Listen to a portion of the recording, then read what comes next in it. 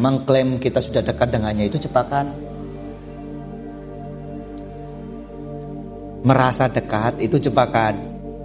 Maka dari itulah selalu memposisikan diri kita ini terus berproses.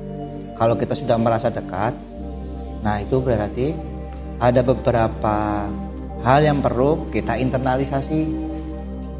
Karena merasa dekat itu biasanya kesombongan itu mulai muncul tuh sedikit-sedikit. Merasa makhluk paling mulia di antara makhluk-makhluk lain, di antara manusia-manusia lain. Lah hal-hal seperti itu yang harus kita jaga. Makanya kalau di Jawa itu ada iling lan waspodo.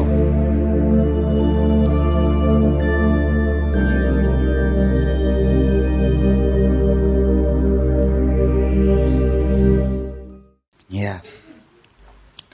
Jadi kan sebetulnya seseorang itu ketika manusia mendekat kepada penciptanya itu pasti ada jarak, ada gap. Maka itu kan garis yang atas itu adalah God consciousness atau kesadaran Allah, atau garis yang membedakan antara manusia dan penciptanya. Pasti ada gap, makanya itu kan dibuat lurus gini.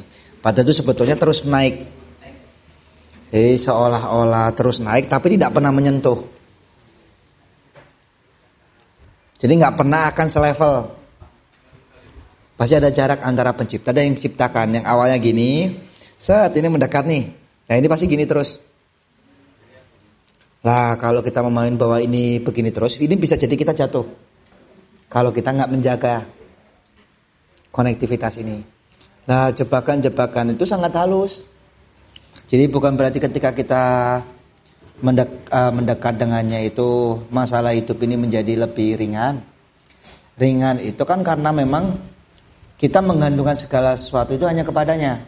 Jadi ibarat gini, kalau kamu bergerak sendiri, ya diam. Ketika kamu diam, ya yang bergerak. Jadi istilahnya ketika kita itu mengandalkan segala sesuatu hanya berlandaskan kepadanya, bersender kepadanya, itu lebih ringan. Walaupun untuk ujian itu tetap ada. Mudah enggak ya? Paham enggak? Jadi kalau kita berusaha sendiri nih, ya berat.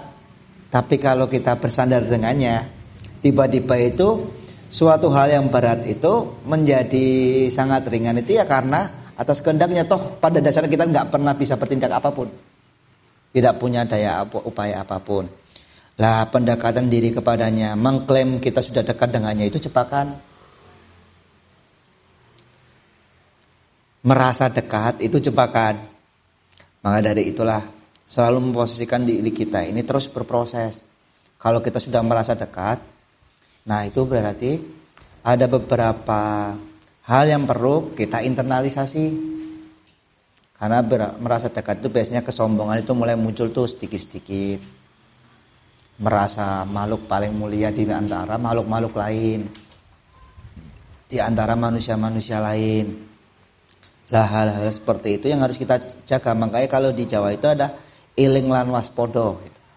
Iling terus kepada pencipta, waspadalah terhadap tingkah lakumu. Karena terkadang kita akan mengalami satu fase downgrade atau turun kesadaran kita itu tanpa disadarin. Misalnya nih, ini udah kejaga nih konektivitas kita, udah steady nih. Terus tiba-tiba ada gejolak sidik yang merasa keakuannya muncul. Wah ternyata saya ini sudah mulia, sudah banyak fan. Gitulah. Nah sedikit-sedikit ya ini kegeser. Nggak taunya turun. Nah kalau udah kayak gini sulit untuk diangkat naik. Untuk dikasih tahu itu sulit karena dia sudah merasa paham, sudah merasa yakin. Nah ini yang jebakan-jebakan halus. Makanya jangan merasa paling mulia gitu. Nah kan ada istilah tuh, engkau adalah rahasiaku dan aku adalah rahasiamu.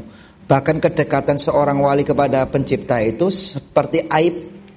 Jangan sampai ada orang yang tahu kan. Pernah dengar itu? Lah ada tuh suatu riwayat. Ketika seseorang ini di lingkungannya sudah dianggap wali. Jadi dimuliakan sekali.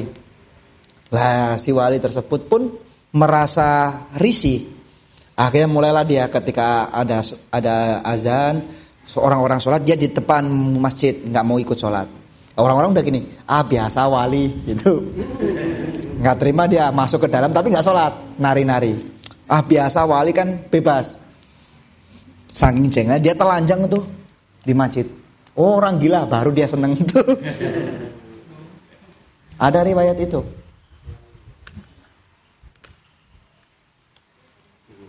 Jadi saking intimnya itu jangan sampai orang lain itu tahu. Ada riwayat lagi tuh. Ada seorang wali yang dia nyamar jadi orang gila tuh di pasar. Terus ada seorang wali juga yang tahu bahwa dia wali. Dikasih tahulah ke seseorang. Salamkan saya pada beliau seorang wali. Masa orang gila di pasar itu wali gitu? Iya beliau wali. Datanglah itu. Pak dapat salam dari ini gitu.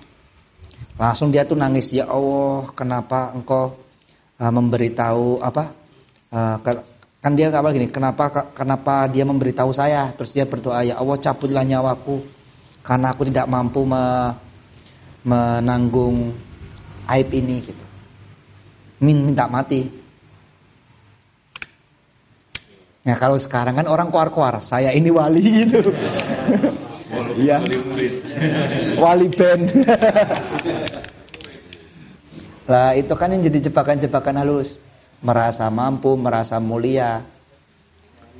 Nah itu yang perlu dikikis dari diri kita mas. Karena ketika di sana tuh jebakannya pun lebih masif, sistematis. Iblis itu godanya sangat halus. Sampai kita gak kerasa kalau kita tergoda. Wah kamu udah mulia, udah gini kaya raya, orang-orang harus hormat kepadamu gitu. Ketika orang-orang gak hormat ke kita marah-marah gitu. Ada yang seperti itu. Sudah, wah kamu udah banyak santri, gini. Ngerasalah hijabnya itu numpuk. Jadi kalau gak dihormatin merasa marah. Nah itu kan yang jadi jebakan-jebakan halus.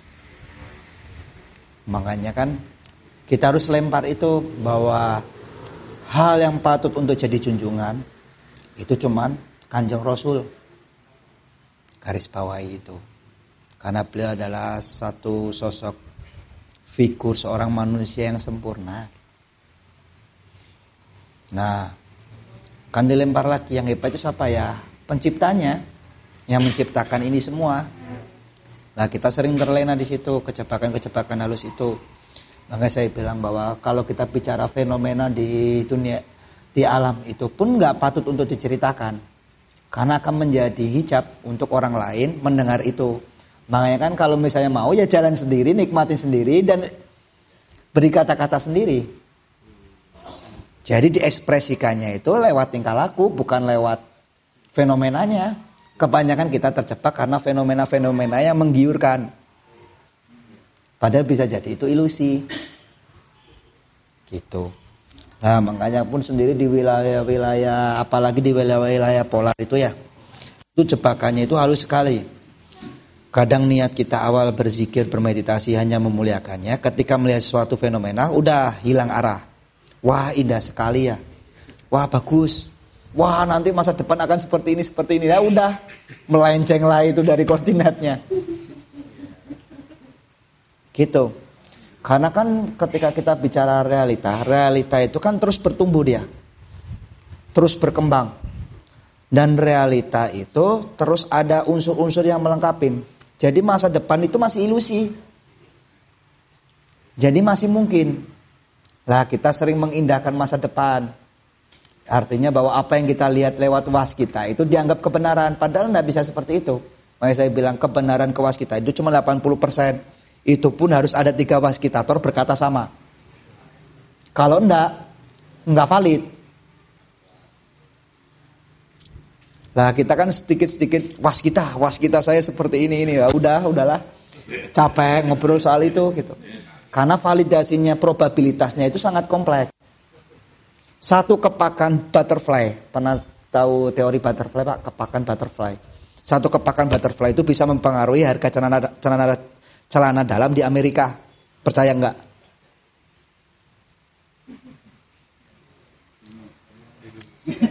Kita bersin itu bisa mempengaruhi harga semangka.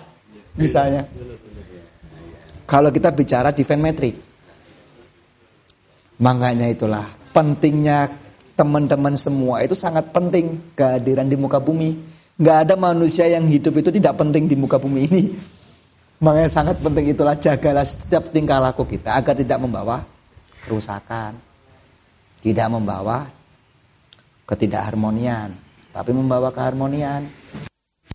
Nah disitulah pentingnya diri Anda itu, bahwa diri Anda itu sangat penting dalam penciptaan alam semesta ini.